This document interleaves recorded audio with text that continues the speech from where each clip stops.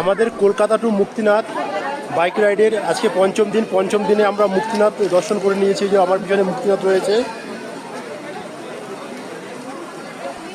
তো এই পঞ্চম দিনে আমি সমস্ত আমার বাইকার বন্ধুদের অভিজ্ঞতা শেয়ার করতে চাই। যারা যারা কলকাতা থেকে বাইক নিয়ে আসবে তাদের সবাইকেই বলছি, কলকাতা টু পোখরা অবধি খুবই ভালো রাস্তা। একদম হাইওয়ে তো 4 লেন আছে, কোনো অসুবিধা হবে না। কিন্তু পোখরা থেকে যখন জমসমের দিকে ঢুকবে তখন বেশ কয়েকটা জায়গায় 7 থেকে 8টা জায়গায় একটু খারাপ আছে। খারাপ বলতে মানে একটু খুব চ্যালেঞ্জিং রোড। এমনও হতে পারে যে কিছু কিছু সময় পিলিয়নকে নামিয়ে দিতে হতে পারে।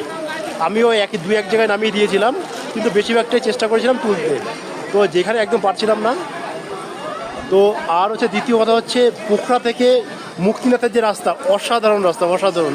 কোনো জায়গায় একটু চ্যালেঞ্জিং কিছু হয়নি। সবাই আসো,